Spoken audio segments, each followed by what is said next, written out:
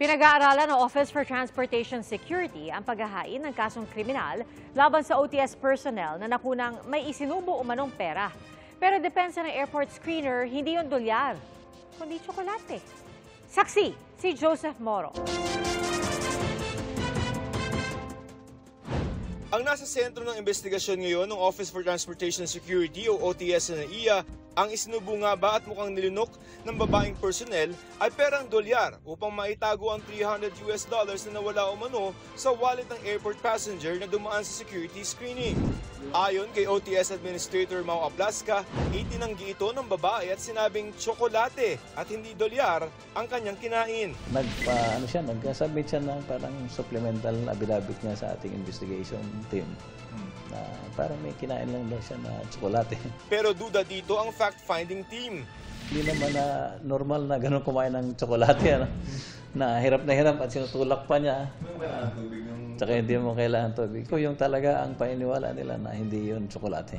Sinampahan na siya ng OTS ng kasong administratibo na grave misconduct kasama ang kanyang supervisor at isa pang airport screener na nag-abot sa kanya ng tubig.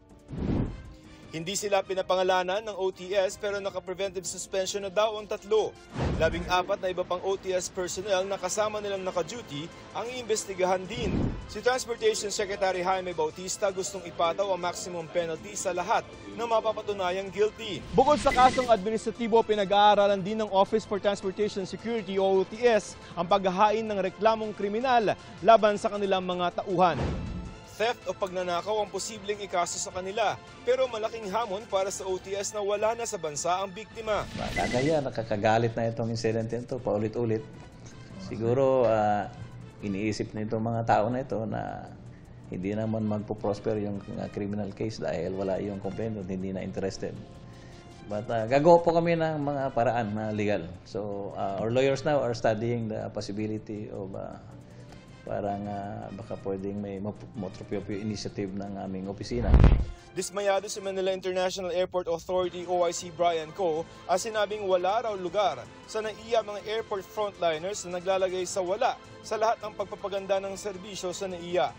Para sa GMA Integrated News, Joseph Morong ang inyong saksi. Mga kapuso, sama-sama tayong maging saksi. Mag-subscribe sa GMA Integrated News sa YouTube. Para sa mga kapuso abroad, samahan niyo kami sa GMA Pinoy TV at sa www.gmanews.tv.